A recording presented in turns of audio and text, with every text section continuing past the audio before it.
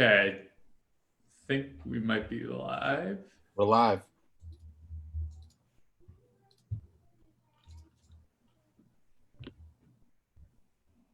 Yeah, do you guys see it on Facebook? I see it. We're live, baby. We're live. All right, let's do this then. I don't All see it, right. but I trust you, Matt. So, all right, hey everyone, welcome to another day of Harmony Bankers State of the Market. Today we got the foreclosure short sale savage expert, Matt Merenoff. So, Matt, thanks for joining us. In fact, we met a month and a half ago, and the world is literally a different place, right? So, Something like that. yeah. So everybody probably just saw Matt, and now we're going to get the update onto how things are going. So as we know, Matt specializes in the short sale world, foreclosure world. So Matt, let's just jump in. What the heck has changed in your market? What are you seeing since, I don't know, maybe March 10th probably is when the shift started happening. So what's adjusted for you, and what are you seeing? I see people that are, in my opinion, I think they're unnecessarily starting to freak out. Um, I mean, I hate to say it. I hate to really talk about the obvious, but people need to wash their hands and they need to stop touching their face. And Yeah. I mean, that's the number one cause of the pandemic and everything being spread right now. I think first and foremost, um, we're going on. It's a month, potentially a month now. Uh, I'm hearing more from homeowners that are very displeased with their servicing companies and their lenders. They're asking to get stuff in writing. I'm getting private message, text message, phone calls, and they're saying the wait times on some of these calls are ridiculous. I would love to see more stuff on the servicing websites and the banking websites explaining the true difference between the forbearances and the deferments of the mortgages. Yeah. They're not offering deferments right now, which is very displeasing. Before we logged on, we talked about the comparisons of what's going on right now from 2007. Me getting in the industry in 2005 to now, it's kind of like it's the reverse of the wave. Whereas people that were just getting into the industry, let's say 2010, they didn't really see really what was going on in 2007, 2008. I've stayed in it for the last 15 years, so I guess you could call me an expert in this field.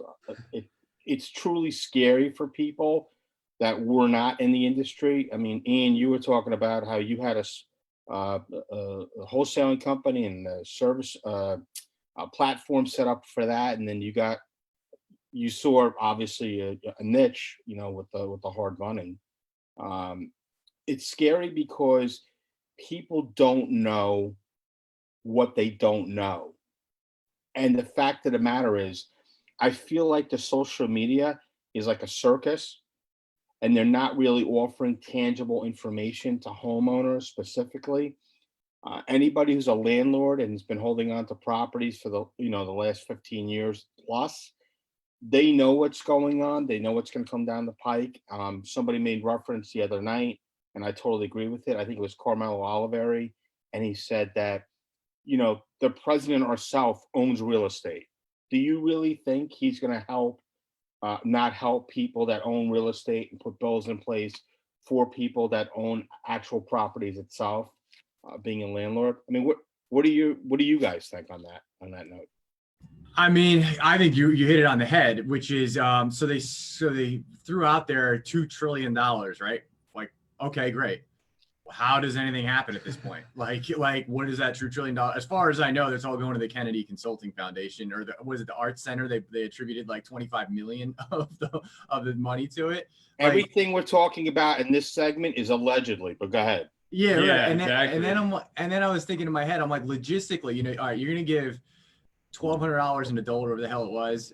I'm like, how are you gonna logistically? What organization has the ability to process 100 million applications. Like maybe the IRS, I don't understand how logistically they're going to do this behind the scenes. I feel like they threw a big number out there. Nobody knows where to go. Right. I think there's some stuff like kind of under the radar. Like there's some SBA loan stuff that's starting to come out. But I feel like it wasn't really thought out in terms of like the disbursement process and actually helping and stimulating the economy.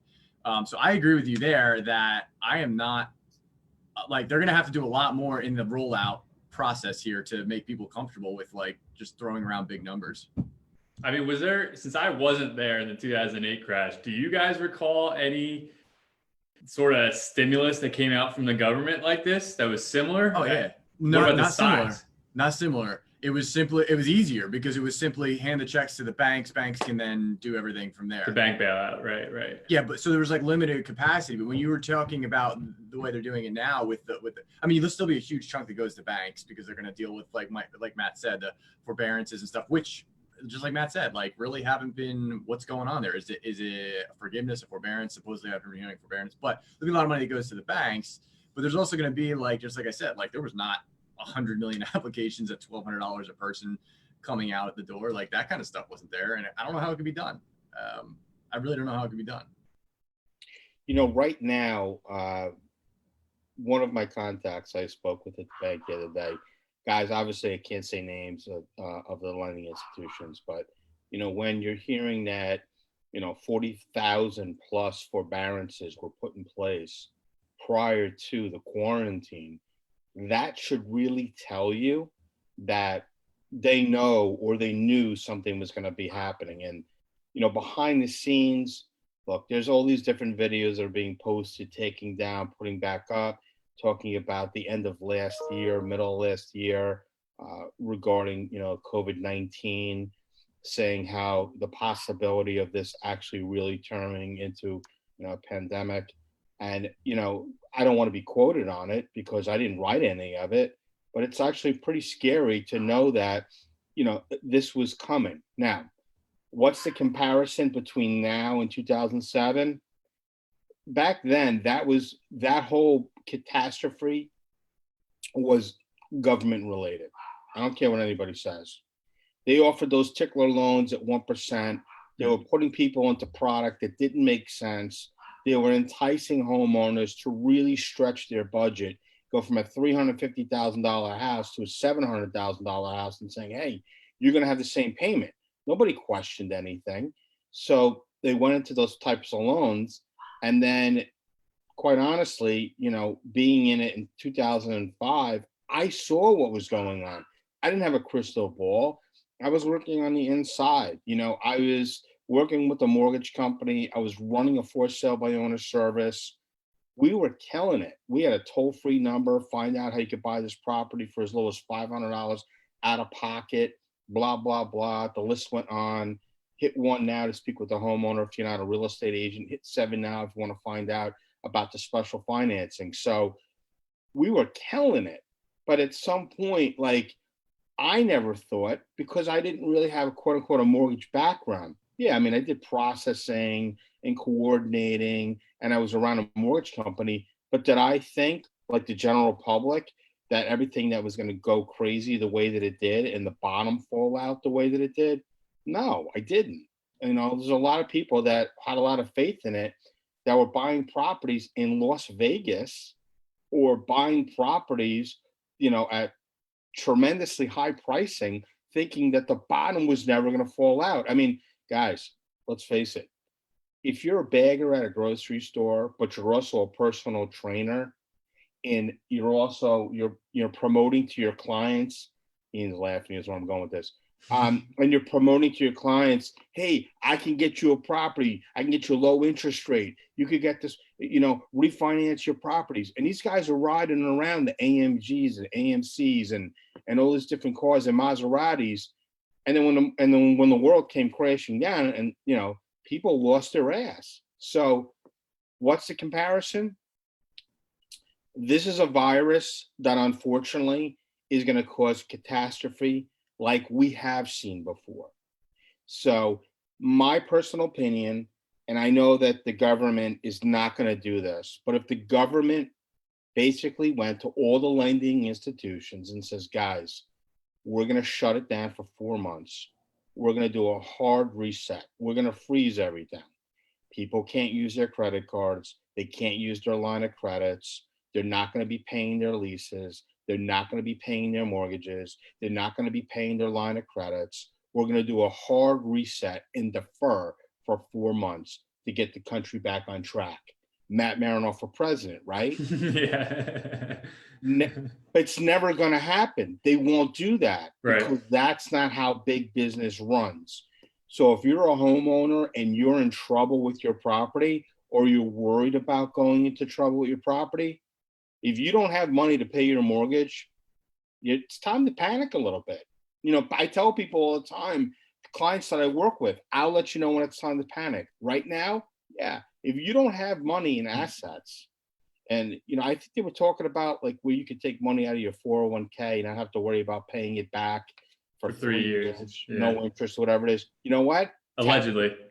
Allegedly, you should think about really what is the repercussions of it. Do you want to go into foreclosure? Do you want to lose your house? Here's another thing, guys. What about people that had modifications? What about people that had gone through the modification process? They're not saying these things on national TV. If you have done a modification on your property and you do a forbearance and you've maxed out your qualifications for loan modification, guess what's next? Short sale. Mm-hmm. That is what's next. Or a settlement, if it's possible, if you can do that. We do settlements on mortgages, you know, or, you know, I mean, I hate to say it, it's foreclosure and nobody wants to talk about that. So those are my thoughts, guys. Well, let me, Matt, if you don't mind, like, so, you know, I think about like the ride up here and you know, your business was built two things. One, I want to compliment you on your marketing. I know I told you before off air, but of the people that I watch, like you do a great job with it. Your branding, your marketing, it's really good in general. It's just, you're consistent. It's everywhere and do a nice job with it. So Appreciate it. Yeah, no problem. As far as like your business model goes though, with the short selling process, right? Because it goes in cycles too, just like, you know, everything else. How have you adapted through, we're coming out of an upswing, obviously. You probably were just doing tons of business from 2008, 2010. But a lot of the short sale guys were out of the game. You stayed the whole time. So you've done something to adapt your business and you're preparing again now. So can you give some of the insights to that? You know, it's funny you should bring that up. I got, I don't want to say called out, but, you know, I've been hearing whispers behind the scene. That guy, Matt Merenoff, yeah, I trained him. You know, and that cracks me up because it's like, nobody trained me. I was completely self-taught. I took one of those classes in early 2005, how to buy a property for as little as, you know, $10 out of pocket. And then from there, you know, there were files that were coming in and they were over leveraged. And the guy at the time who would ran that company said, look, I want you to, you know, I want you to be a partner. I don't want you to work for me. I want you to be a partner. And, you know, you've got collection experience, so I want you to be a negotiator. I'm like, I don't know, what are you talking about? That was a short sale. So it was kind of like I was knighted. I was like, and that was it. I was a short sale negotiator. So, but I understood the concept of it and I had a heart. And because I had a heart and I understood the concept of it, it was easy for me to adapt, to learn, you know, and I talk about the rules, regulations, and guidelines. That's what wins in the end when you're going up against the bank. And the bank doesn't like that, you know, we're using the rules, regulations, and guidelines against them. But at the end of the day, you know, they wrote it. Did they make a mistake by not changing them along the way? Yeah, they did. Do I think that they should offer a special, you know, pandemic modification package for people and have some type of stimulus package for people so we don't have another 2008, you know, collapse? I hope to God they do it. Do I think they're going to do it?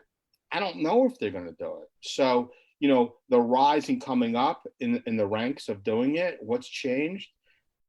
We're always adapting. It seems like every couple of years, you know, this is a little bit more a shift. And I want to explain exactly what it is. And that's good that you set it up that way. What have I seen over the last 15 years? Well, In 2007, 2008, people panicked. Okay. And then around 2009, 2010, that's when the modifications really started to kick in. Okay. But people were failing these modifications within the first 6 months. Then they were being put into other modifications that might have been a little bit more favorable. Those modifications failed. After those modifications failed, additional modifications failed. Now, what about the people that never modified and went 7 years and then tried to modify? Do you guys understand why I never went out of business? Because it was always a replenishment of properties that were in distress that were coming out. So it was like the latest, new car model. For me, there really hasn't been too much that I haven't seen in this industry. And that stuff is going to go into the book. And it's either going to hit a #1 bestseller or it's going to get me assassinated. At the end of the day, it's going to let the general public know what had happened basically then, now, and what's going to happen in the future. And right now, my prediction was 2021 that the market was going to have an adjustment. That was always my prediction since I started doing these classes that I was doing. I did my last boot camp last year. We're doing another one this year. And my prediction was 2021. It's not going to be an adjustment anymore. It sucks. Now it's going to be kind of a crash. What's the what made you say 2021 specifically in the cycle? How did you time that? Because in 2014, 2015, that was pretty much the last of the quote unquote big modifications. So based on the timing of the modifications and the actual, first warning letter coming out from the bank saying, hey, look, we're getting ready to foreclose on you or put a judgment against you. Or, let's say 2015, you didn't pay your mortgage, right?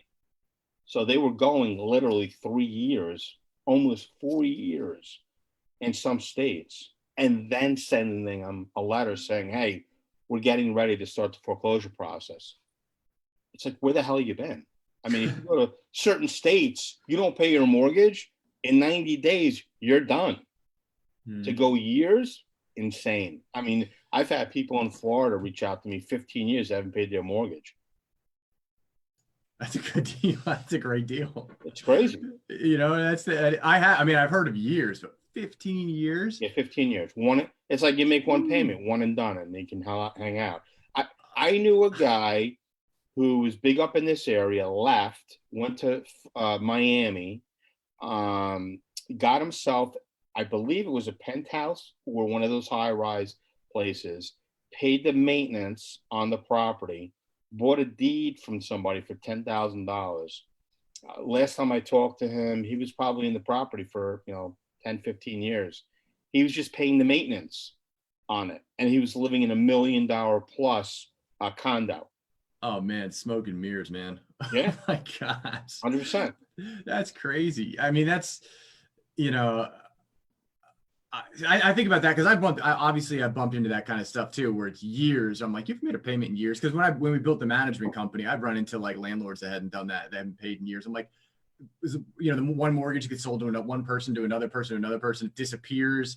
Title company like goes, we're going to dismiss this mortgage, and then it pops back up or something. Are you talking about the collateral paperwork? Sometimes that was how I would see it disappear, but I've never heard it in the capacity that you have gone about in terms of like an active mortgage that took 15 years for a bank to essentially come after it. And, it's crazy. Yeah.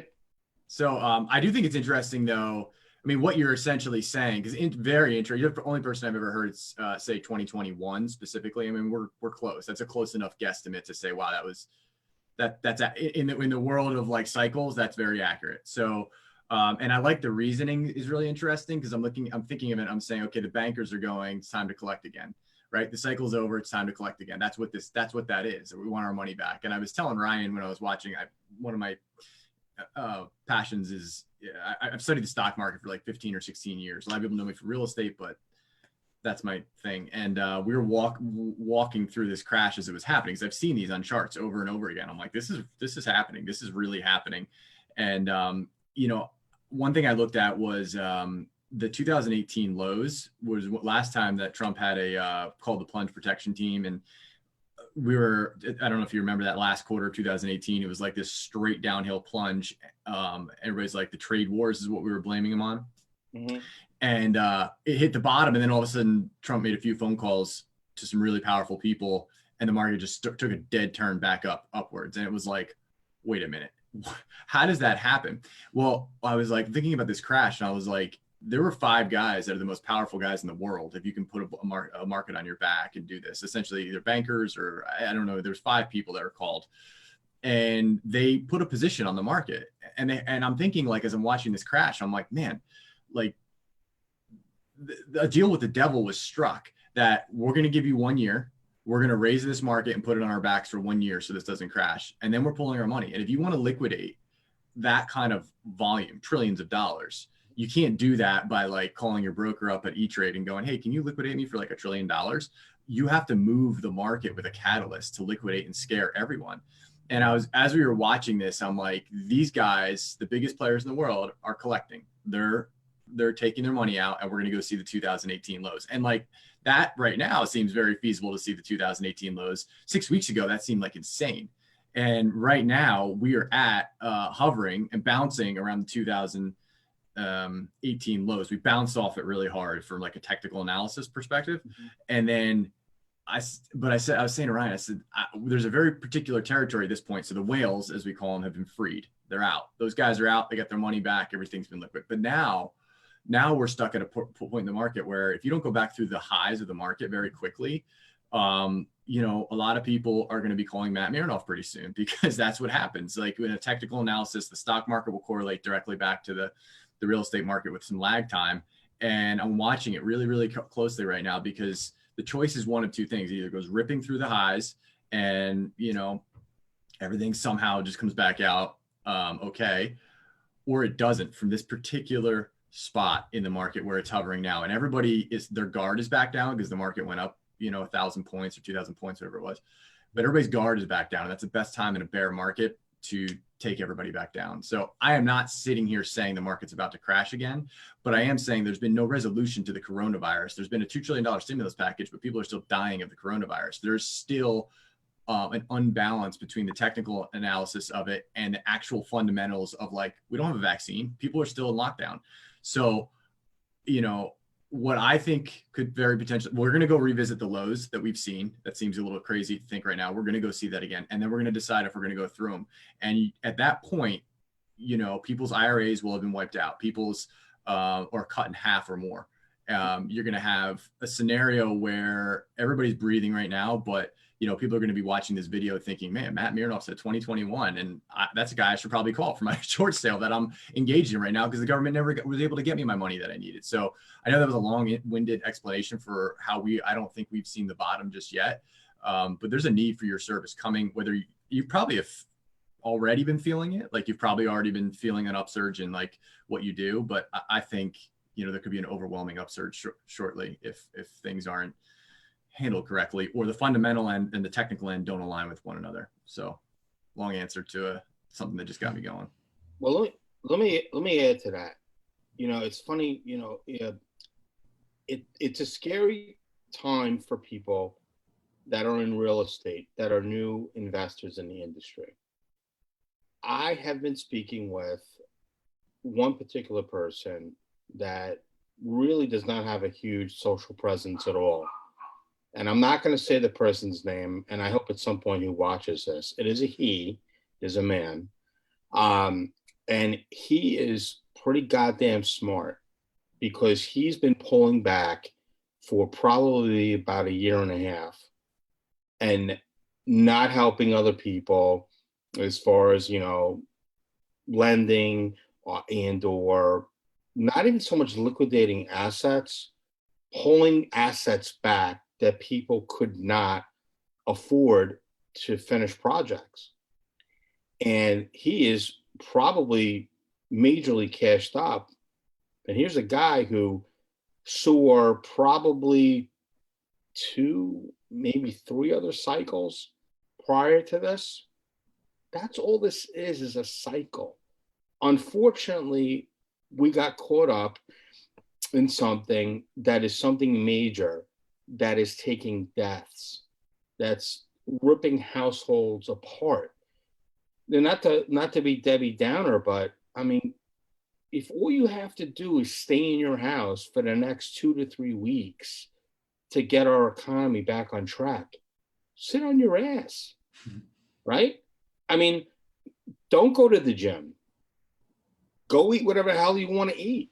If that's real, that's a gift to everyone right now. If that was really the scenario, I mean, that isn't. Looking back, you could have stayed inside for 3 weeks and none of this would be here right now. That'd be crazy. That's what I'm saying. Like, we have to break the cycle. The cycle has to be broken now. Now, have I taken my health a little bit more serious now? Yeah, I have. I'm severely overweight. I mean, there's no ifs, ands, or buts about it. I mean, join the carnivore movement, man. You'll feel great. So for me, like, I'm trying to lower myself on the carbs. I'm actually exercising every day. My body's like, what the fuck is going on? So between the food, my whole thing is I love watches and I love to eat. That's my only bad thing. I don't like to drink. I don't like to gamble. I don't like to do drugs. This is a real time where people can really find themselves. You might be in a house with people that you love. You might be in a house with people you hate. You might not even love your wife or your husband, but maybe this is a time where you can build or rebuild your relationship. I'm not saying this is a negative thing. I'm saying this is a positive thing. Mm-hmm. Together, as a country, we can get through this. We're going to get through it. Whether you get through it emotionally as a person, whoever's watching this right now and saying, I hate my life, I hate the situation I'm in, I hate my job, whatever it is, use this as a time where you can kind of be reborn, rebirth yourself, not to be religious, but really think about what do you want to do in life? Because at the end, today is 5 years, guys, 5 years that my rock passed. That's my dad. Today's a 5-year anniversary. And, my dad was a huge supporter of what I wanted to do. Not many people know this, but this is actually going to be in my book. I had a huge learning disability growing up. I was horrible. I could not read. I couldn't write. I actually couldn't read. I couldn't write until I was probably about 8 or 9 years old. So most people don't know that about me. And I'm putting this out there because I want people to understand that if you can overcome something as much as maybe falling behind on a mortgage payment and you don't have a learning disability, or the people that are out there that really truly have physical disabilities and they're getting through this. They've gotten through major hurdles. People that don't have arms and legs, we can get through this and get to the end. But I do believe that the government has to step up and they have to give us a little bit more hope and help than a forbearance. I think a forbearance really is a kick in the balls. I hate to say it, but it is the truth. And because of that, I think people are going more into more depression. I'm talking and I'm reaching out to people and or people that we've helped in the past, and I'm asking them, how's it going? And they're terrified. These are people that have had modifications before. They're like, Matt, what am I going to do? I cannot afford to make my payment right now. What is the government going to do for me? They're not talking about that. They're talking about the people that were current on their mortgage forever. What about the people that weren't current on their mortgage and need assistance? What about those people? Yeah, I think it's an interesting point. I think you're actually realizing something in this cycle, this mini, experience that we're having. And I think you're going to be one of the first people to see it. And I've said this in a few different interviews that we've done like this, which is right now, now we're starting to come out of it, which was a couple weeks ago. It was quarantine. We're all on vacation, run around, drink some alcohol and party. Right. And then I was like, but I was talking about this. I was like, that's going to turn into concern, fear, which is what you're seeing right now in these phone calls from people that the first line of defense, right? The first grouping of people that are running into that. And then I'm like, in 3 weeks, people are going to be out of money. And then when they're out of money, this is not vacation time anymore. This is fear just turned to anger. And then, in 4 to 6 weeks, most people are not set up to, what is it? They have a few $1,000 in their savings account or something, right? you in 6 to 8 weeks, if you keep people in their houses, you're gonna have legitimate unrest, and that whole vacation time just turned into fear, anger, and quite frankly, I don't really know like at what point. Yeah, you don't realize it, but you're quoting Star Wars right now. Just throwing that out there. Am I really? This is what Yoda says. Fear Really? leads to anger. Anger leads to hatred. This is No, you Really? gotta do the voice. You gotta do the voice. Oh, I can't even do the Yoda voice. Come on.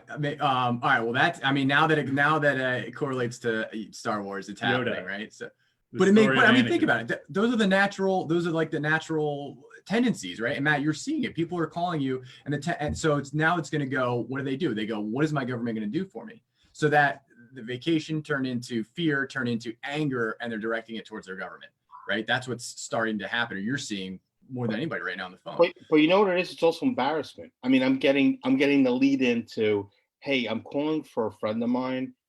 They're having an issue with their mortgage and they're trying to figure out what they need to do. I'm like, okay, so is the friend really you? Oh wow. Okay. Yeah. It is me.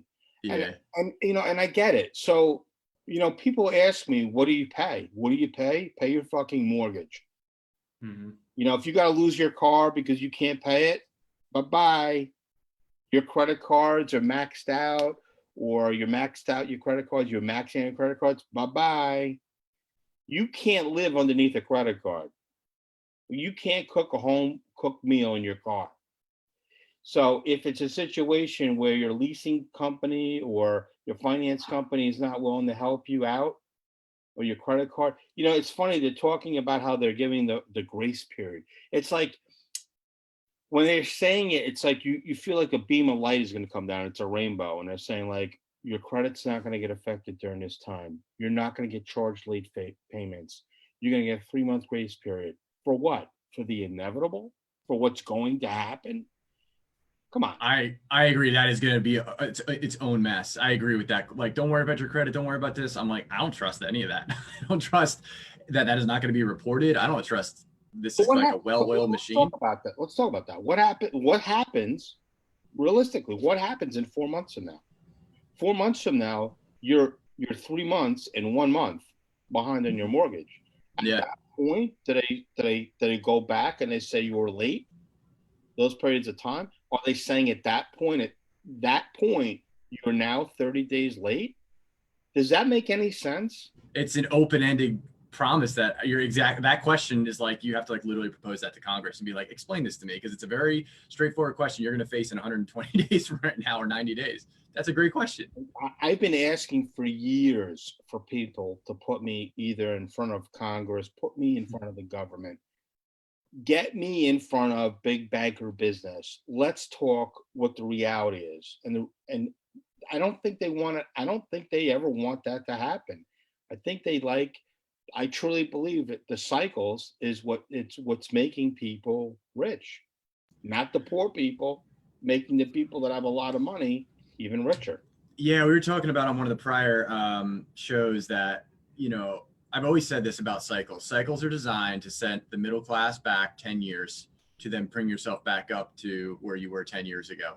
And that's the design from like middle, lower class gets crushed, but they are teetering between, say, $10,000 and less anyway. So it's designed to crush the middle class. And that's when, like, let's say you put together, I don't know, the last 10 years, let's say you put together a couple $100,000, right? Like, but you did it through leverage. You did it through methods that you thought the good times would always roll. And then the banks come, they wipe you out, and you get back on your feet within 10 years. You're designed to take that money and put it into bankers' hands every 10 years. It's just a shift of money. It doesn't get burned and go poof. It goes somewhere.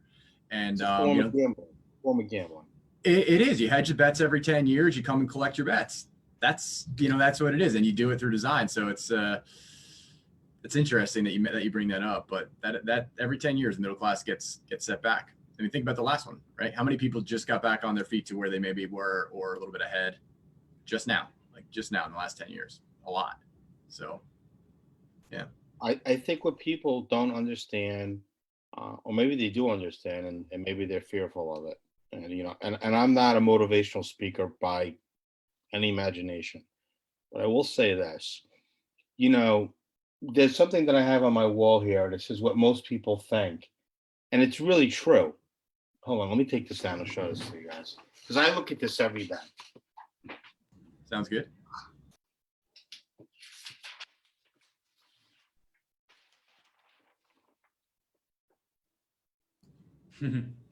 Yeah. You fail. Most people think you're either going to win or you fail. You're either going to win or you're going to fail. And a ton of people out there fail until they win. I hit failing roadblocks a lot, and I keep going. And the reason why I keep going, again, not to harp on it, and this isn't a pity hour for me, I was told that I was stupid, I was slow, lazy, whatever it was. I just could not learn the way mainstream people taught in school. I needed a class, I needed a school where it would teach somebody like myself who was an entrepreneur. That's when I started to strive, when I got out of mainstream learning. And then the whole world opened up for me. And it really didn't really truly open up, believe it or not, until I met my wife. My wife made me become the better person that I am today. So the world should really thank my wife for believing in me the way that she did and got me to the point to where I am right now. Most people out there never succeed because they're afraid of the failure. But here's the better part of that is, and I know you guys are going to agree with me, people watching it, and both you guys, they're also afraid of success. Because once you're successful, you either have to take it to the next level or you have to settle for status quo. And if you settle for status quo, you feel like a loser. There's a ton of people that are multimillionaires and they feel like they're losers.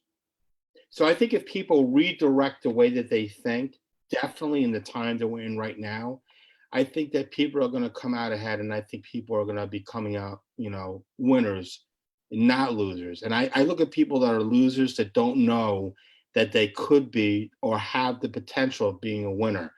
Somebody said something to them growing up, told them they were dumb, ugly, fat, you're black, you're white, you're yellow, you're bald, whatever it is. You know what I mean? And it just stuck with them, something in there. And if there's a way that people could get around that, and the reason why I say this, guys, is I truly believe this, even with the people that I train with, that I help, you have to figure out what is your why. What is it? Why are you here? What purpose do you serve? You got family, help your kids. You got a wife, help your wife. You got dogs. I got a dog in my background I want to kill right now. Obviously, you guys can hear it. So the point I'm trying to make is we're going to get through this as a country. We will get through this. The government has to help. And if the government doesn't have, if they don't help, then God help us, because we will hit another 2008. That's my personal opinion. That's not. I think it's great insight, and I agree with you in terms of the success and failure and so forth. I totally agree. Like, in fact, one of the things that I have felt in my life, and I'm sure I have my own roadblocks and limitations, but like, and I didn't realize this until later in life. I didn't realize people were afraid of failure. I was just never afraid of it. I didn't care. What are the repercussions of the failure? As long as I limit my risk for whether it was growing up in like a small thing, it's like, this is as hurt as I can get at this moment. My mind would just subconsciously process it. And then I'd be like, that's a chance I'm willing to take. And, as long as I wasn't taking big risks, that's a little different. So I just never like developed a mindset of being afraid of failure. And I know people, what's that? Let me ask you a question. This is a very interesting point. I grew up in a house where my mom was a telemarketer and my dad was in sales. So I grew up in a house where I'm kind of like a hybrid between the two of them. Sure. What type of house did you and Ryan grow up in? So our father ran an insurance brokerage. So a salesman running a business. I come from that. So a lot of the conversations and like actions that we take, that's just what we saw. Like, if your mom's a telemarketer and your dad's a salesman, you have some real grit to you in terms of no doesn't matter anything to you. The word no does not matter, right? Like, you just know how to get through it. And I don't know you well enough to know if that's the case, but if that was your background, there's no chance that's not how you are. Why do you think one of my slogans is it's not a no until you get a restraining order? Okay, well, there you go. That's perfect. So but that's the reality of the situation. So we came up with like a similar background. There was no. What did your mom do? She raised us. She stayed at home. She was a stay-at-home mother. Yeah. So, but very financially conscious. My mom was always like, she comes from a very savvy, financially, her family. So like, it wasn't like my mom was very financial. So between my mom being very financially savvy and my father running a business and owning a business and watching our dad, it was just like that picture that you posted. There were times I remember when I was like 12 or 13, this had something to do with the way I focus on money and drive and so forth. But, his business overnight got, somebody was stealing from inside the business. And when the numbers came out, it was like, holy cow, we're counting, groceries. We went from a beach house at LBI and a boat to we got to count grocery money. And that sticks with me, because like, I think I'm here in my mind or wherever that was when I was 12 or 13.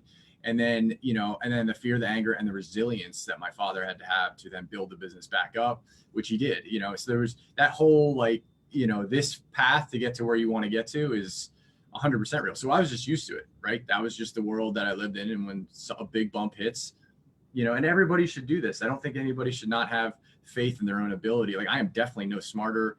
No, I'm not any more talented than anyone. I might have more experience at this point, just like you have more experience. Like, you wouldn't go around telling people, hey, I'm smarter than you. You just go, I've just seen more stuff right now. So you can do what I can do. The only difference between me and you is just gain the experience. Like, there's definitely nothing that sets me apart, other than my mind, in terms of just being resilient in general, I find. There's two types of people, I think, in business. People that want to be the smartest people in the room and people that don't want to be the smartest person in the room. Sure. I don't like to be the smartest person in the room. In fact, I'm actually pretty quiet in big crowds because I like to hear what's going on. I'm a people watcher by nature, and I like to hear what conversations are going on around me. So if anybody who actually hangs out with me or goes to events and stuff like that, take notice to that, because that's something that's really important. That tells a lot about somebody's personality.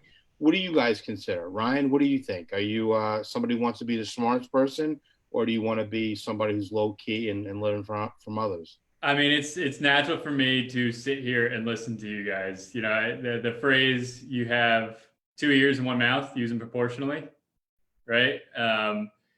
You guys know more about this than I do. I'm not going to hide it.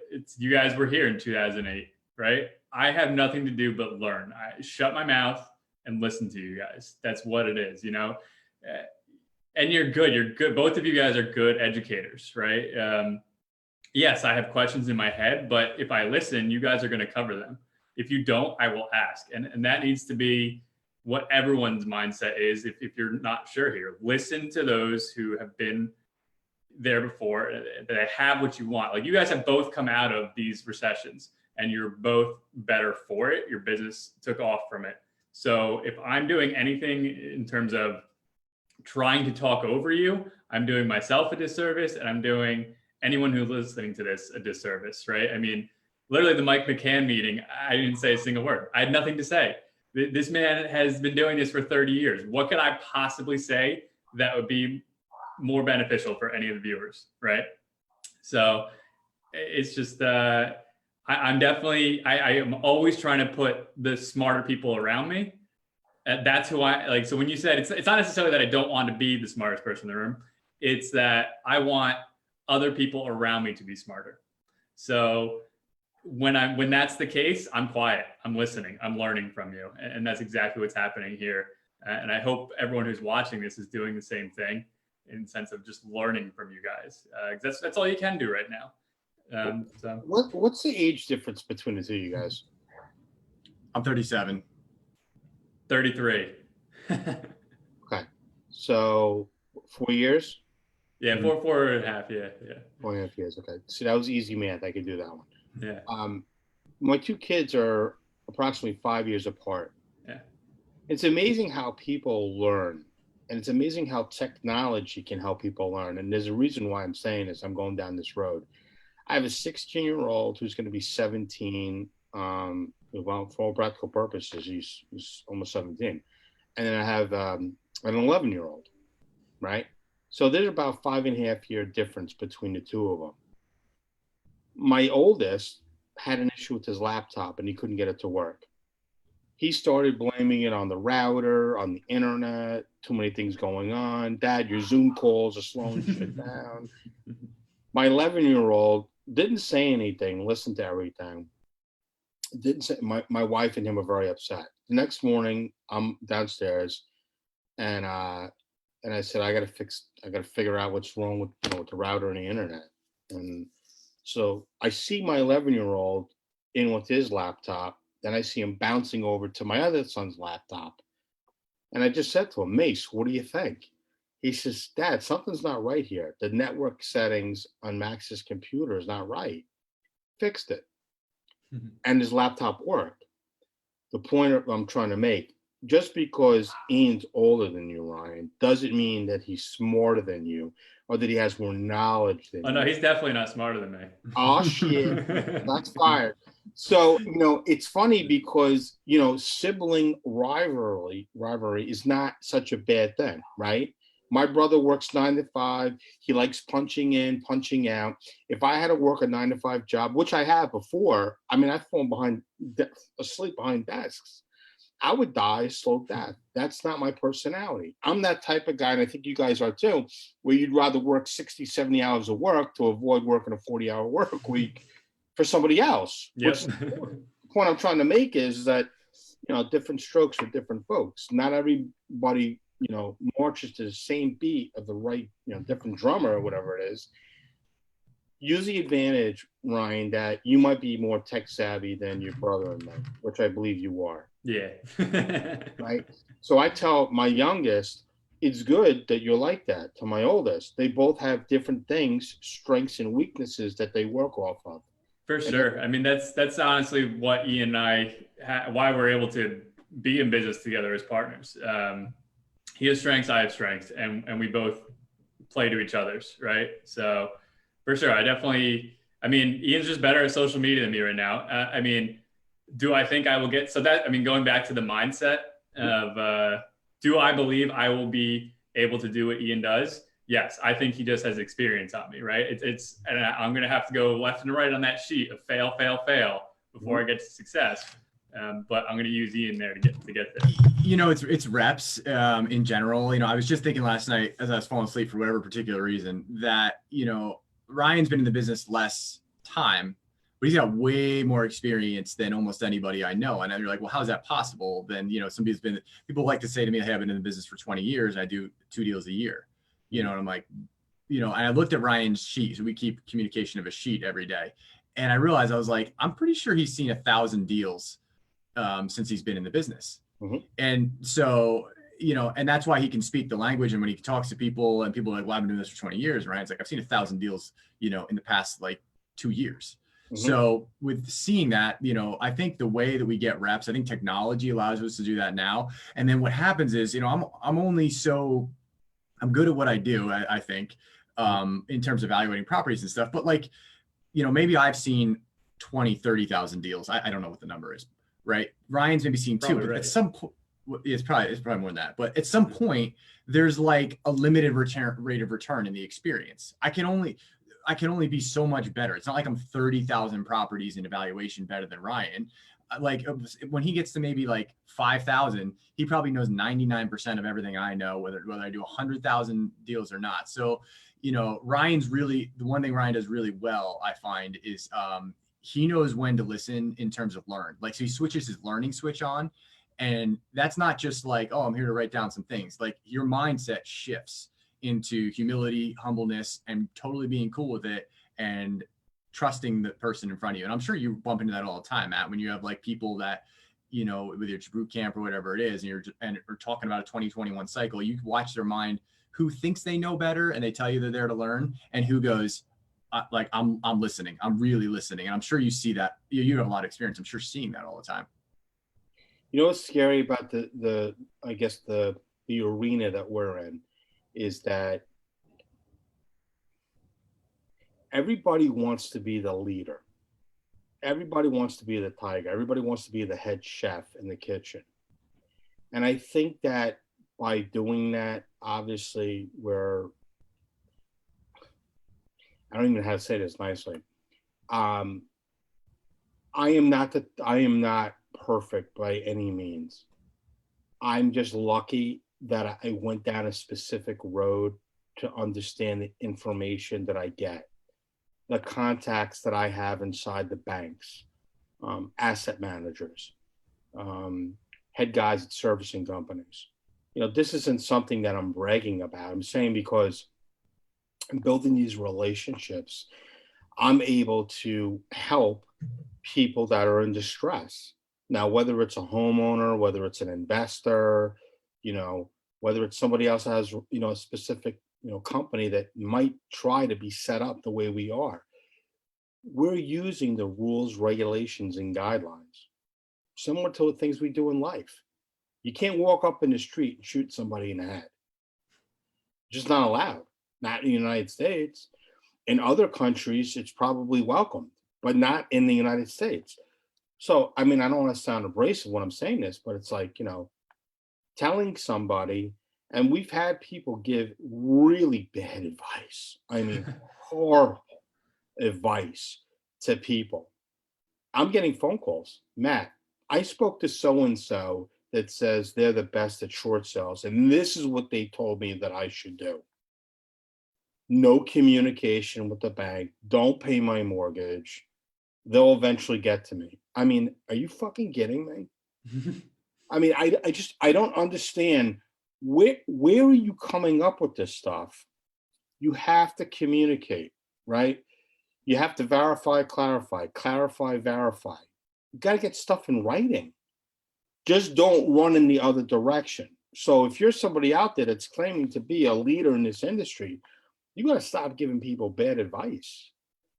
What about the people that are newer in the industry? My assistant Leah Chambers and I talk with other people that are up and coming superstars that are probably going to be good in the industry.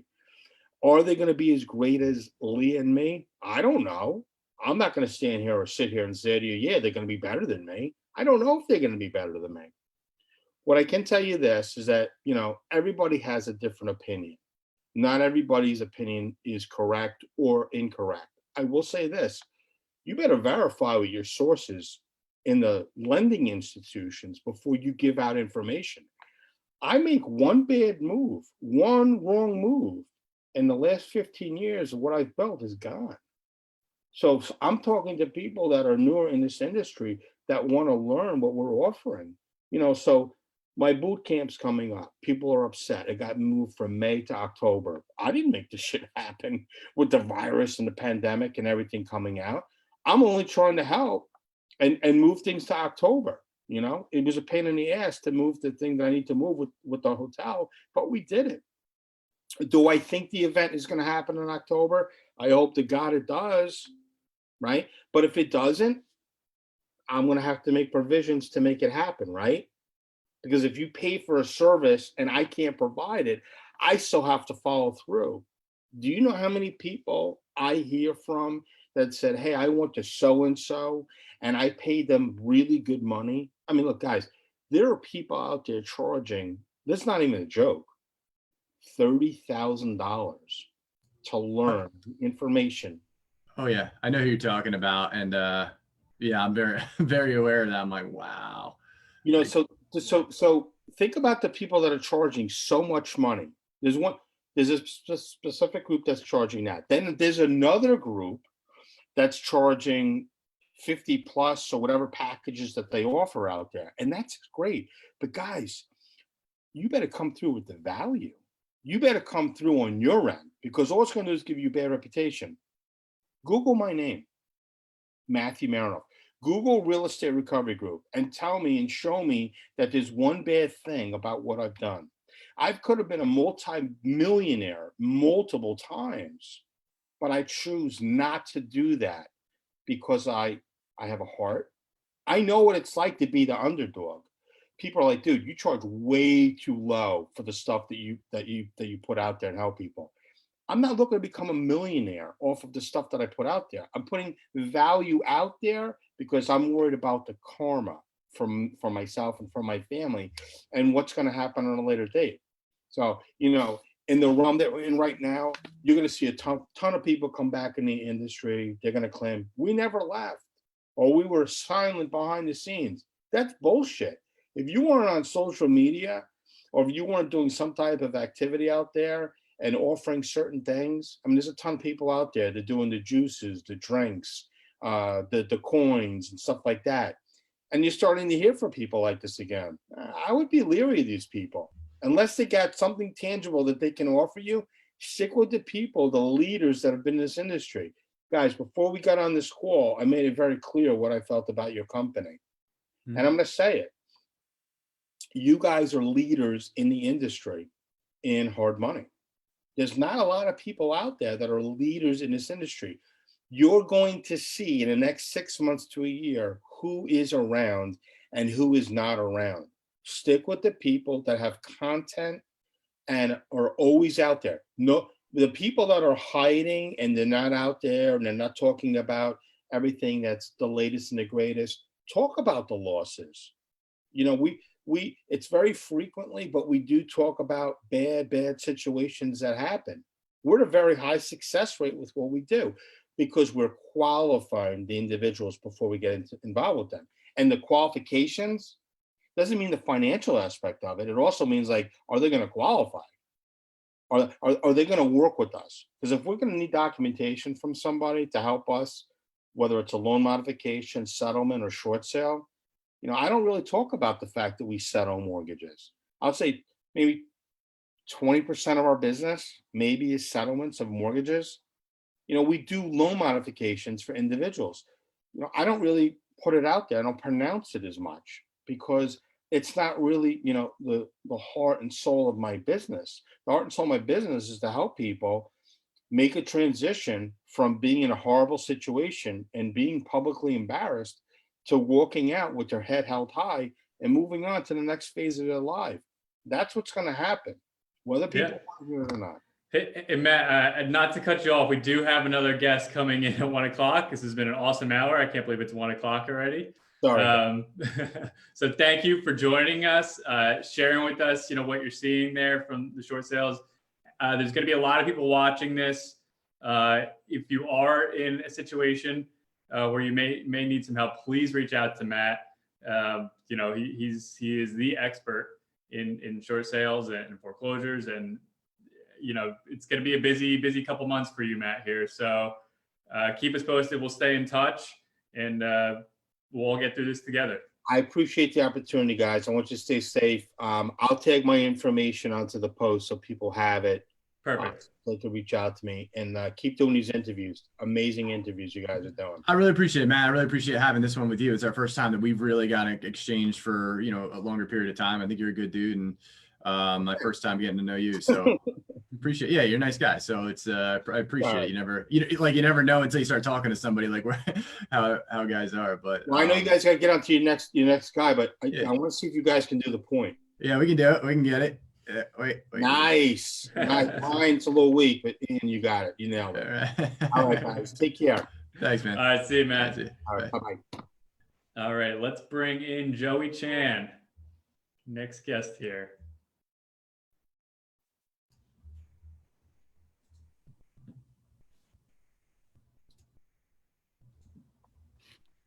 Joey, hopefully you can hear us. I think it just entered you in. Says he's rejoining.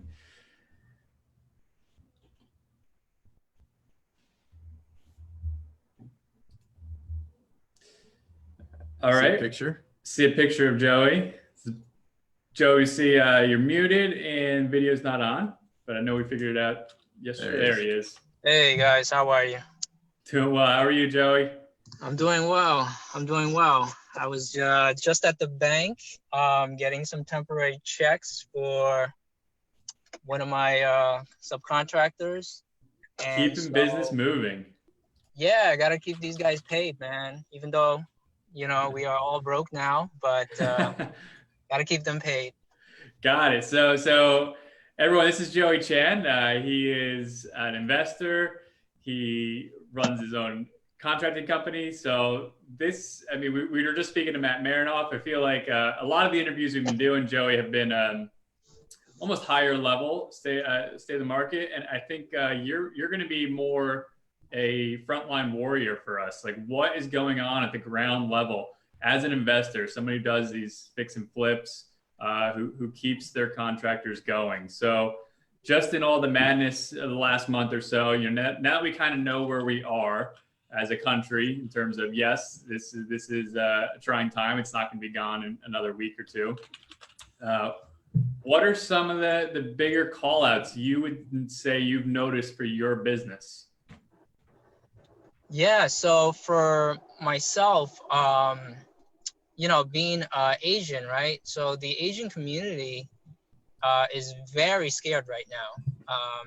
A couple of different reasons, right? One, because of the virus itself, and number two, because a lot of the attacks that have been happening because of the virus, right? I'm talking about like physical attacks and also some verbal attacks. I know that it wasn't something that we were kind of gonna discuss, but I just wanted to. We can go into whatever you want. Like, like you're talking about like a racial profiling, just that's. I mean, I haven't really heard a ton about that. I know that I have heard it. I didn't realize it was escalating, and I think anybody listening to this you're out of your mind if you play that game.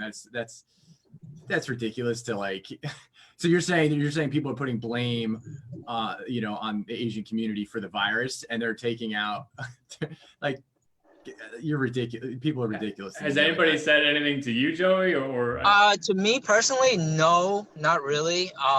It's just that being part of that community, I hear a lot about it, and then I have friends that share posts with me and stuff like that. So, Right. I'm very much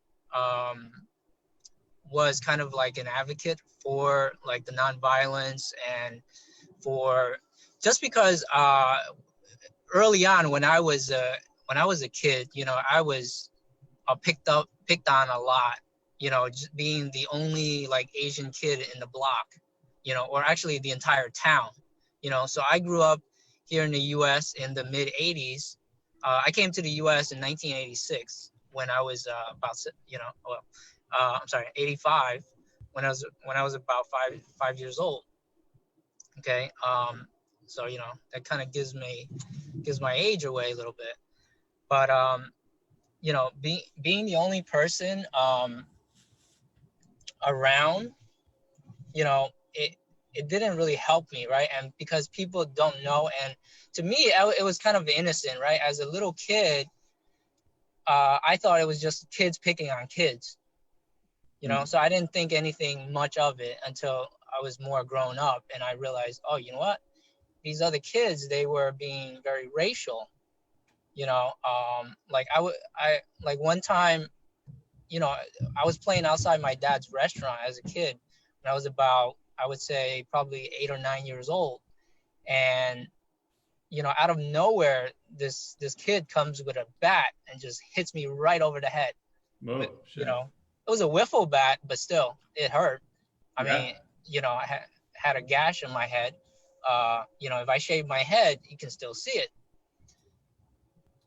So that's kind of an experience that I had early on, and then going through that pretty much my entire life.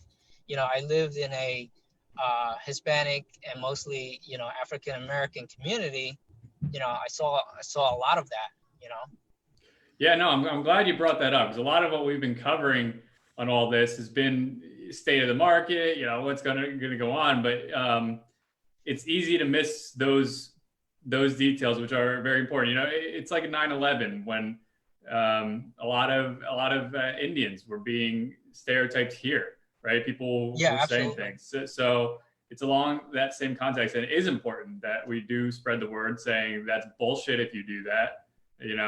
That's not acceptable by any means. And I think it starts from the top down, though. I think, they're like people calling it the Chinese virus, like, and people are saying you shouldn't call it that. You shouldn't call it that. It's not like that's you're gonna blame a culture for a virus. Like, you kidding me? Like, we've had viruses like that's all it's doing is creating an enemy for an enemy that doesn't exist, and then people like yourself are on the receiving end of that, and it seems maybe harmless from like middle class America, white population sitting in your room, when you don't have maybe Asian people around. It sounds very harmless, but it's very harmful to then call it that or spread that, or even in casual conversation have a comment where it's not malicious in your mind, but it shouldn't be said, because then it stems and eventually trickles down to these kind of conversations. And it starts at the top of our, I'm not here to like have a political conversation,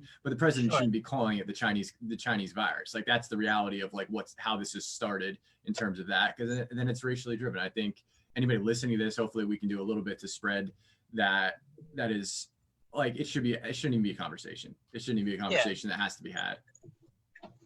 Right, absolutely. And I appreciate you guys for, giving me that platform to kind of just speak out about it a little bit. I know it wasn't really, what we were supposed to talk about, like I said earlier.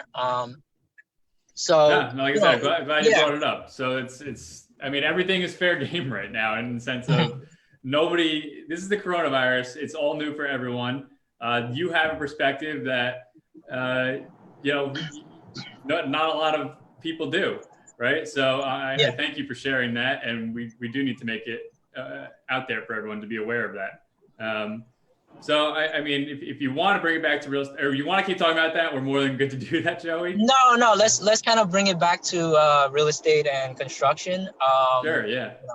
Yeah. So as far as my own employee, I have 4 employees, and right now, all 4 of them being, Asian descent, and that's the reason why I kind of went into this. Yeah. They're kind of very nervous about the virus. So we were working until last Friday, no problem, because we were mostly working in vacant homes. So, they didn't have a lot of interaction with other people and things like that. But, they normally do a lot of takeout and delivery kind of things. And they usually order like, Chinese takeout. And what they really noticed was that a lot of the Chinese restaurants were closed, and they couldn't order Chinese restaurants. So all week, they were ordering Domino's pizza, and but because of the constant deliveries, they were getting a little worried about, hey, is the pizza guy who's interacting with so many people, could they be sick and just asymptomatic right now or not? And then the other thing was just like going out and getting material, right? Just going to Home Depot, standing online all day. Have you done that yet? Have I personally done it? No, I haven't. Your guys have? I mean, what my guys have, yes. What's my the guys experience? Have, like, because we see photos of it, but that's about it. Like, right. So yeah. So they've been standing online for about 15-20 minutes. It wasn't all that bad. Okay. And then, once it gets to their turn, they'll go inside and, buy whatever they need to buy. And everything else is pretty much the same, checkout and things like that. Okay. And obviously, inside the store, they sent me, some videos. And so inside the store, it's not too bad, of course, right? But now you just got to be careful, because you can't touch anything, right? You don't want to touch anything that you're not going to buy. Okay. So that's, like a little tip. Sure. Are you going in with gloves and mask? Yeah, definitely. I definitely recommend that. Yeah, I mean, I've had my, so right now, the only people really working are my subcontractors. All my subcontractors are still working. And so they're basically doing all the work that my guys kind of like stopped doing. And I mean, is it out of necessity? Like, I mean, it's got to be a real decision that they got to be facing is if I don't do this work, I don't get paid. Right. But Yeah. if I do this work, I risk getting this damn virus. Yeah, exactly.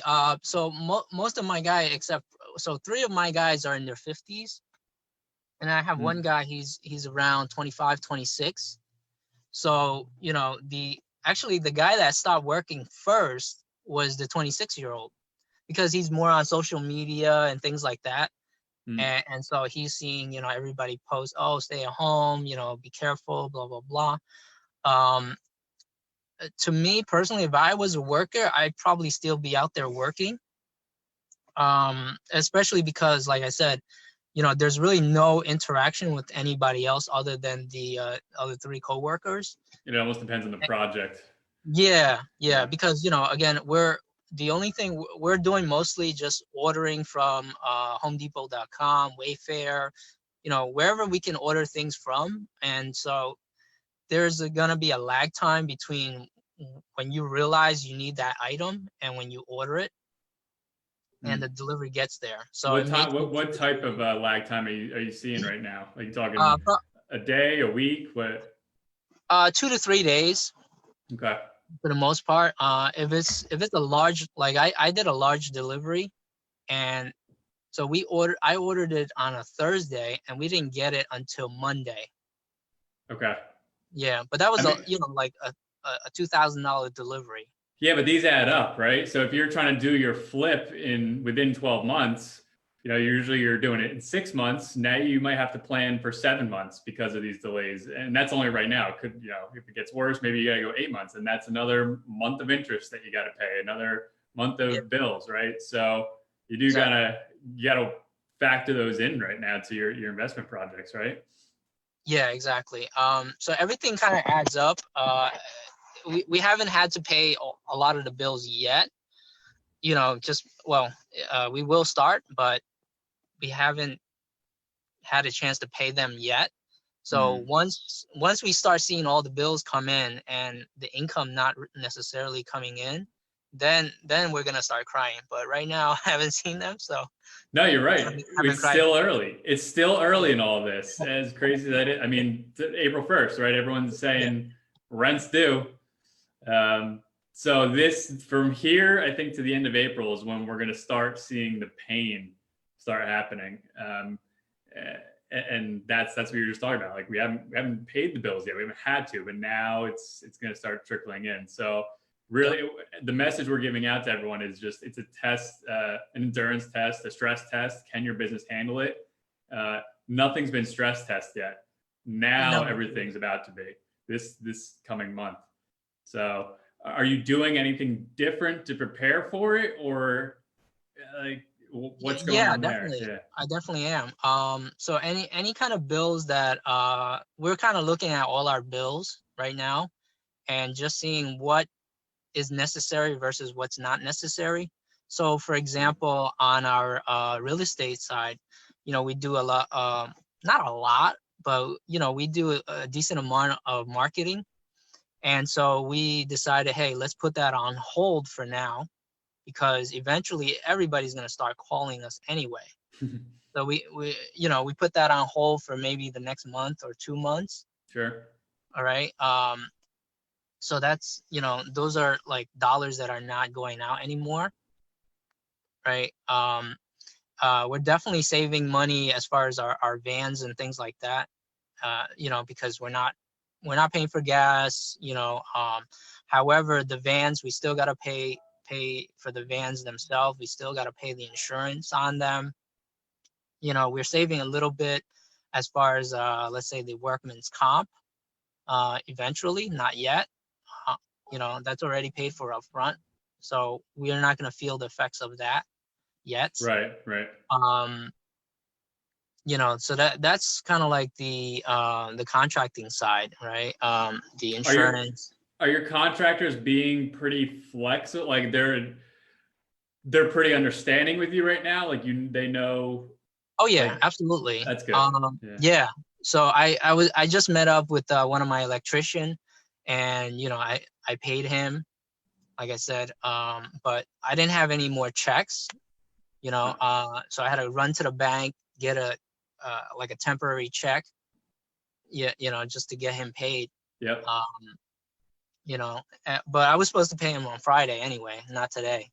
But he was coming to pick up something, and I said, you know what, let me bring it to you instead of you coming over to my house. That's smart. Just to save him a little bit of time, and we just met at the bank instead.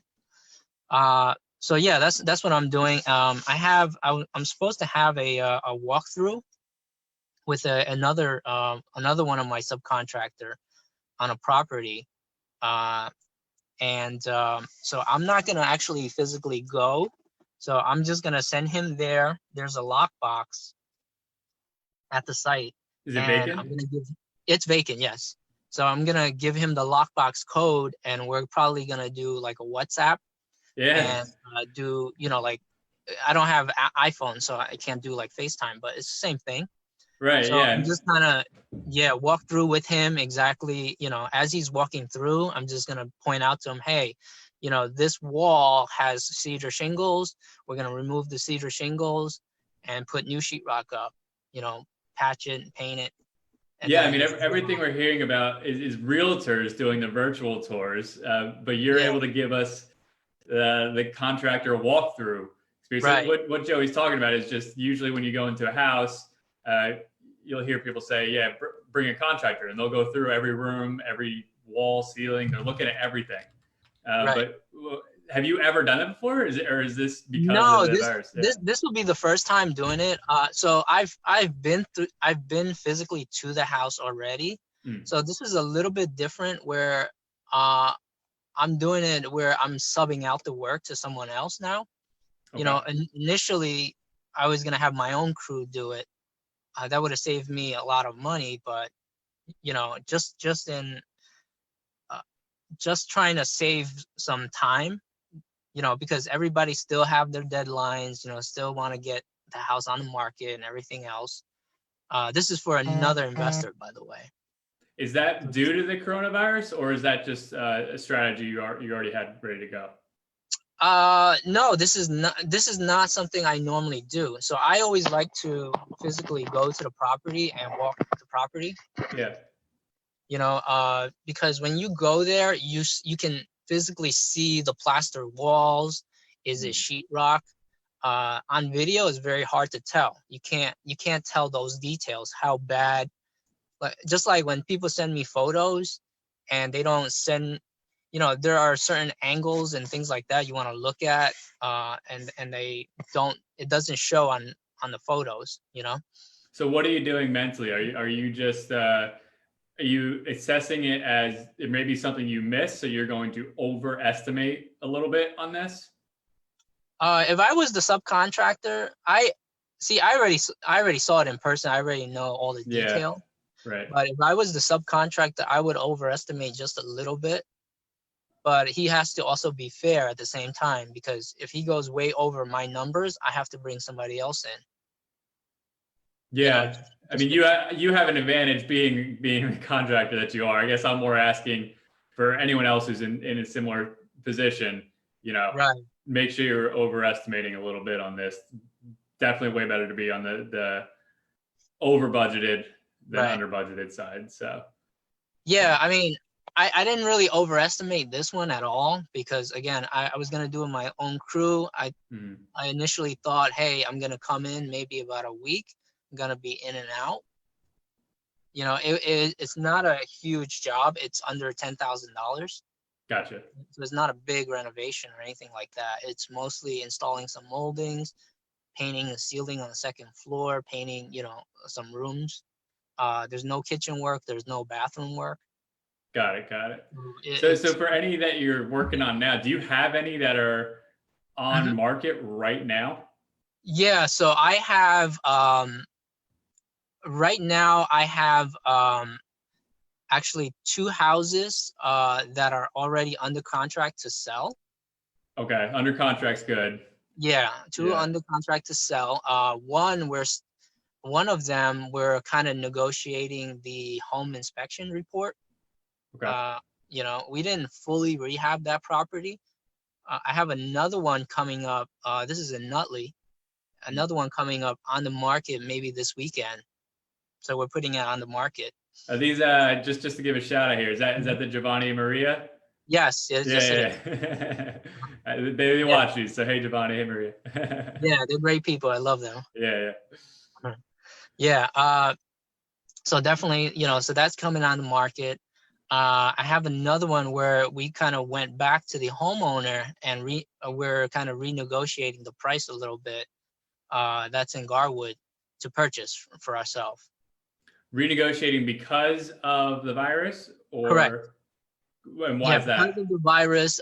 Because we used another lender on that one, not one where we normally use, and they kind of raised the rates halfway in. Yep. They say due to the coronavirus, and I'm sure, and I definitely understand that. So our LTV kind of went, depending on which way you want to say it, it kind of went, our leverage went down. Yeah. So we had to bring more money to the table. So we're trying to kind of bring a little bit less by telling the seller that we're gonna renegotiate this. Yeah.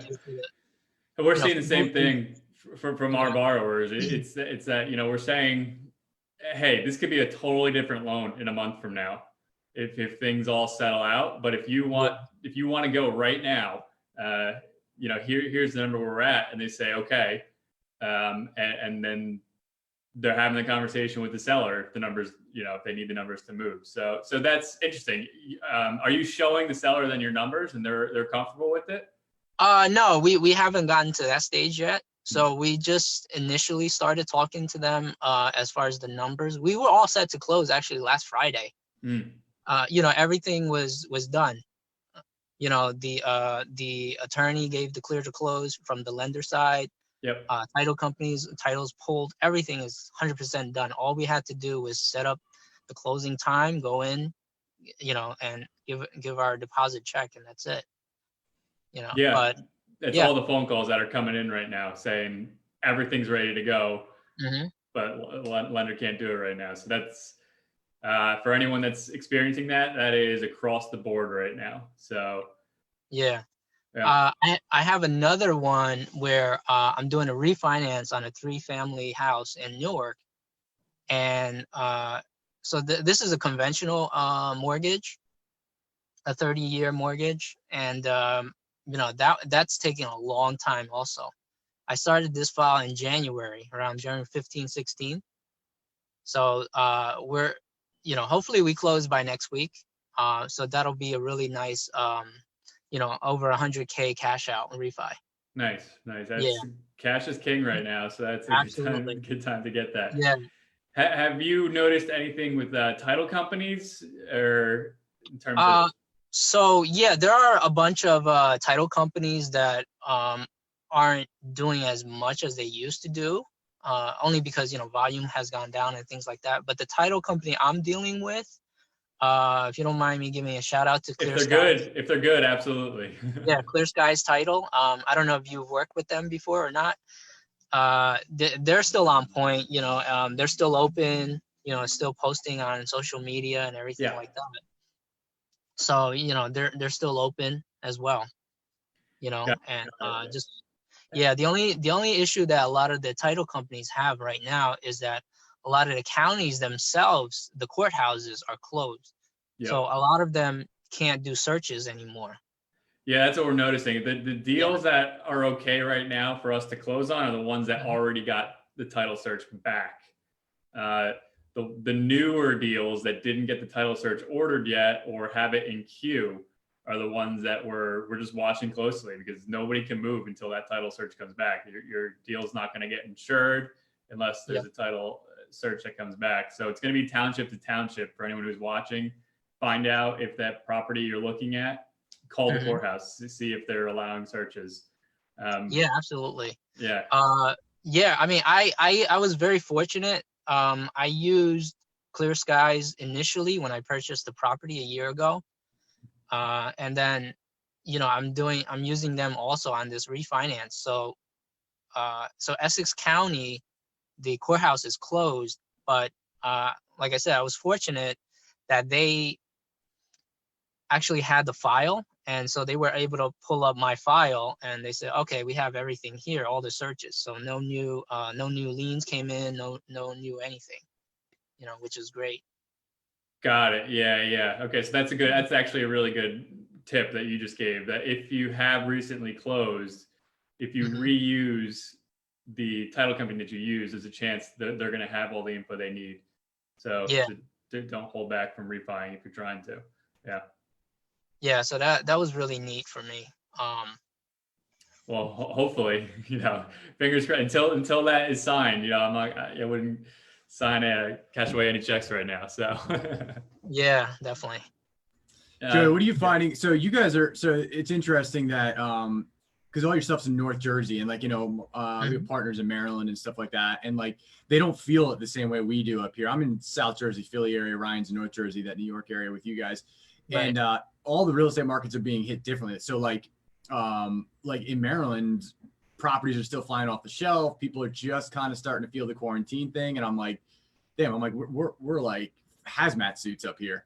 And stuff like that. So I guess, I said to them the other day, we were talking, I was like, it's either this thing's going to get figured out and it's going to not trickle down into Maryland and you're not going to be locked down or feel what we're feeling up here, or it's going to, pull back or it's going to spread down there and affect that market. So, I look at what guys where you are in the New York market, I'm like, you're the first to have to fully adapt in the country to this mess, right? Because everybody else will adapt behind you. So things you're doing today, people will be trying to do in other states 30 and 60 days from now. You'll have already learned what you should have done, how you should be doing it. Maybe you're talking to your, supply companies and doing a net 90 instead of a net 30 or something, whatever. You've already saw these problems. What do you foresee coming in the short-term future? Okay, let's say, you haven't paid your bills yet for April and everybody's going to feel it the way Ryan did.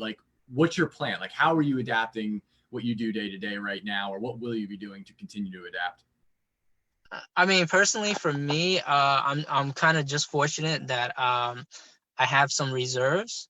In a lot of my rental properties, I have good reserves, so I could withstand maybe 3 to 4 months.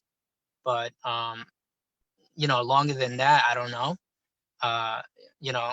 Because the reason why I was able to kind of adapt was, you kind of come in, a lot of these properties, they're always vacant. So you're just having to pay the bills no matter what. So you don't, you come in with no tenants to begin with. That's always been the way I've been doing it. So I've always needed to have that reserve set aside just to keep things moving before I get tenants. But now that I do have tenants, it's definitely eased the burden a little bit for myself. And then going forward, what I've done, there's actually not a lot. There's a new program out there, and I'm sure you guys have heard of it. A lot of people have heard of it. It's the SBA. So I've applied for the SBA loan. What's your understanding of that? Because it seems to be everybody's got a different understanding of it. Yeah, so there's for the most part, there's 2 different programs.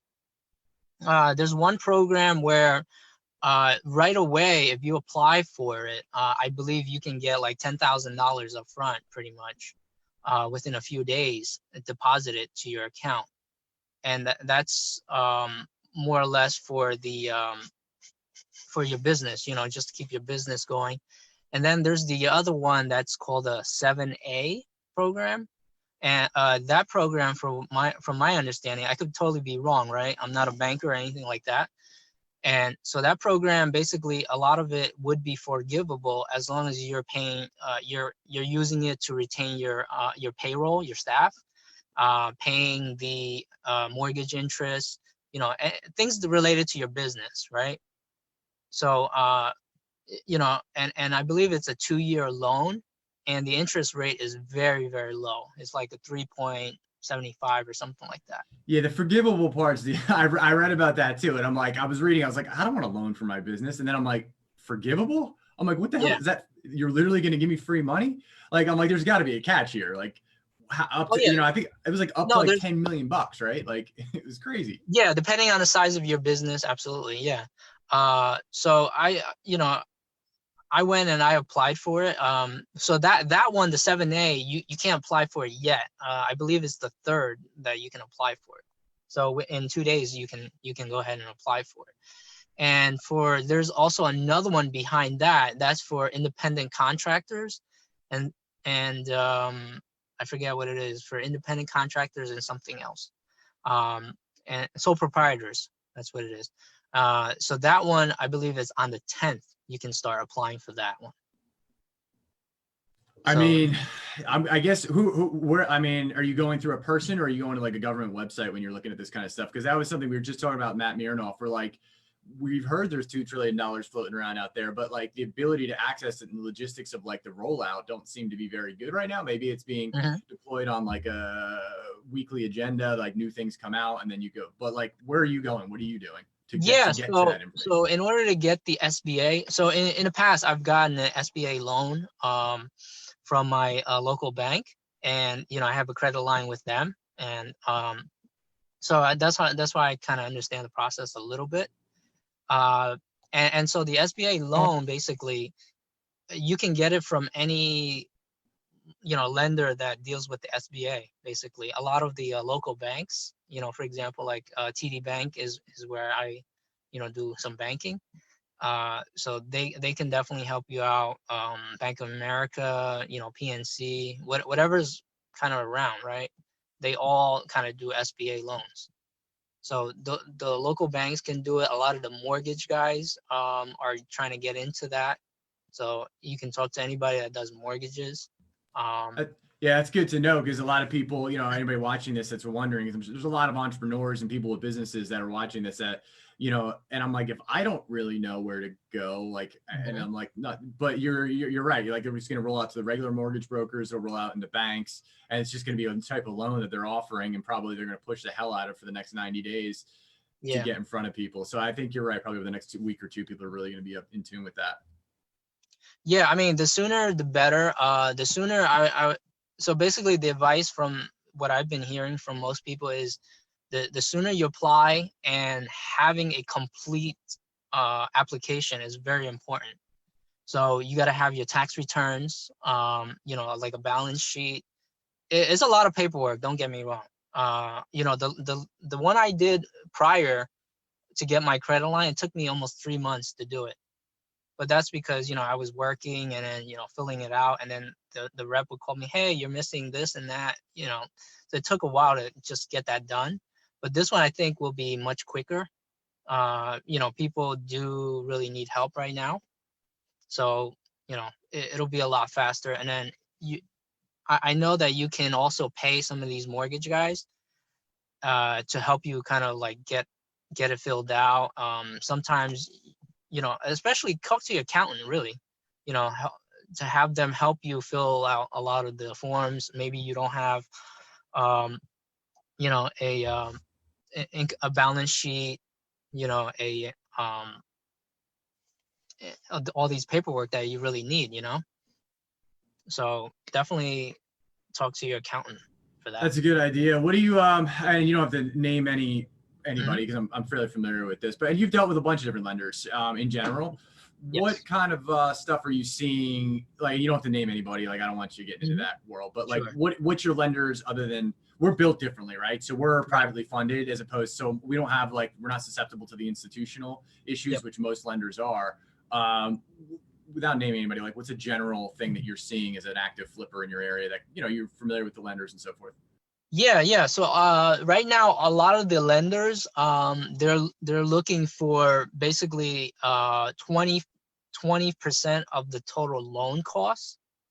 The majority of them, right? So not everyone, there's definitely exceptions, but a lot of them. So let's a quick example. Let's say if you're doing a project 150,000, and then you have let's say a 50,000 rehab cost.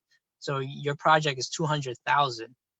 So now they want you to put 20% down, meaning you got to put in $40,000 into this project before they can give you a loan. And not only that, you know, I've seen one lender, they're asking for 12 months of interest payments paid up front. So the guy, it was probably the same lender. I'm not going to Yeah. mention who it is, but I just bumped into this yesterday. The guy was like, we need 12 months and then you have to bring another 6 months. I'm like, 18 months up front. I'm like, oh my gosh. But that, and it's a pretty popular lender actually locally. And I was like, but I guess, you know, internally the banks are running them, right? So the banks are saying, these are your new guidelines. It's not like the lender you're talking to is trying to make these guidelines up. The banks are deciding behind the scenes and they have to roll it out. Have you, and I don't want to get you in trouble if you don't want to answer this, but like, have you closed with any of these new adjusted people yet? Like when they're saying they'll be there, like, are they actually showing up at the table? Because that was the other concern. Like you were supposed to close something and they roll out some new program and you're like, are they actually going to show up at the table? Like, have you run into that? I haven't run into it yet. Like I said, I'm dealing with one lender right now. And they kind of, like I said, they kind of changed the terms midway for us. They basically didn't change it too much, you know. They basically went up 5% on the LTV, so it wasn't too crazy, you know. So we were putting in 10% in total as far as the total cost, and now they're asking for 15% in terms of total cost, you know. I know they did like 20. They went to 20% on most people, you know, but I guess they're trying to get my business. Yeah. My suspicion is that what people are going to see, especially guys like you that are active flippers in their market, you know, not people doing like one deal a year. Some of the companies that got hit, the institutional guys, probably what's going on, and this is speculation, but this is what I'm guessing, is that either A, they had a small amount of private capital that they use outside of it, that they're trying to keep the wheels turning with, or, you know, the institutional lenders probably said you can retain prior investors that fit this mold. And they're probably just dealing with maybe guys like you that are hyperactive in the market and they're not taking chances on, you know, somebody that's not a sure bet for them. I've run into that a couple of times now. A guy contacted me this morning. Same thing. I think they've really scaled back who they work with. And even then I'm not really sure like what's being delivered and what's not. I'm sure they'll find a way. I think it's going to be a while though before you see institutional lending scaled up again in any capacity. I don't think that that's going to be around for a minute because I think the days of like 8-1 money and so forth are going to be tough to find. You know, maybe, I don't know. I mean, we're doing all right. You know, for this lender, we did, you know, 0 points and 11%. So, you know, that's a good deal. If that money is around, don't tell anybody who it is because you're not going to want them to take all that money away and take as much of it as you can. Yeah. You know what? It's going to be very difficult to get it. You know, you got to have basically have done 10 deals plus, you know, just to get it. So, you know, it's not like anybody can just come in and get it. If you're a newbie, you're not going to be able to get it. Nah, yeah, no way. So. You know, so, but yeah, that's basically, you know, their criteria. You know, as far as that, so I had a couple of deals under contract with a different lender, one that I normally use a lot, and they also changed a lot of the terms on me as well. You know, so now I'm kind of reevaluating, should I even go through with these deals or not, you know, and just kind of fall out of the contract or just basically try another lender, you know. So I mean, that's what everyone's doing with us right now. They're getting our pulse. They're saying, hey, where would you be at this? We give them what we can do. And then it's just a numbers game for you, right? Yeah, definitely. And definitely I would love to get your numbers as well. You know, I'll shoot you the information later on. Doesn't hurt to have it, right? Yeah, exactly. Yeah. I kind of know where your rates are, so you know. You know what I mean? So yeah, but I also have to kind of go back and renegotiate these deals as well, you know, but we don't have a closing date per se. You know, the one property has a tenant, and so the tenant is kind of having a hard time finding a place to move to. And so without that tenant gone, you know, we can't close on it anyway. So it's kind of like the seller's issue. You know, they're not ready to close. So, you know, we're not in a hurry to close either right now. Yeah, with everything that's going on, that could take months. You know, the courts, like, you just can't kick anyone out basically right now, right? So, well, I mean, to me, the tenant is kind of unreasonable in their price, right? So they're only looking for that particular town at $1,200 rent, for like a 2-bedroom or something like that. And nowhere in that town is that kind of rent. Yeah, well, where are they finding that?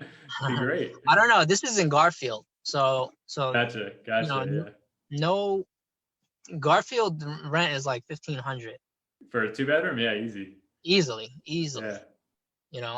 But right now that apartment is a 4-bed, 1-bath house where they're staying at, and I think they're paying about 1,200. Because I wouldn't want to leave that either. yeah, I mean it's in good shape. For me, once we purchased it, we were just gonna come in and do. It was a 2-day job basically. It was finish up painting and change 2 windows. So it may not even be a 2-day job, maybe like a 1-day job. Right. That's the whole thing. That's all we had to do to get that apartment rentable. For any of your fix and flips, are you considering making them rentable now, or is it too soon to make that call? So right now I only have actually one active flip. Okay. And actually it's not even a flip, right? It's more. It was always a hold to begin with. Gotcha. Yeah. So I've kind of was switching to all holds anyway. But if this thing started for us, right? Had this thing started like a month later, I would have been in a very good position. Where I would have already closed on, these 2 that are already under contract, the one that's about to come on the market, and then the refinance having been done. So I would have been okay. Gotcha. All right. Yeah. I mean, Joey, I really appreciate you giving us the inside scoop of what's going on at the ground floor here. Yeah. I just want to bring it back to what you opened with here. We're going to do our good deed for the day. Do not call this thing the Chinese virus. Do not call it anything like that. That is spreading the wrong message. And it does impact our good friend here, Joey Chan. It impacts his colleagues and family. So, even if you're saying it in jest, don't do that. It gets in the wrong hands. You may not be saying it maliciously, but it'll get in somebody else's head who may not be as innocent as you, and it goes the wrong way. So, Joey, I do appreciate you calling that out and using this to spread that word. Yeah, I appreciate that. Yeah. And then also, of course, be safe during this. It is impacting your business. Be safe with your spending. Be smart with your spending, I should say. Cut costs that you can right now, because you got to build your reserves as best you can. We don't know how long it's going to last. You're doing what you can to pay who you can, and you're communicating with them. I don't know. Any other last words you want to just provide to everyone? Well, I'm actually sitting here at the Costco parking lot, and it is full. Let me tell you, it's full.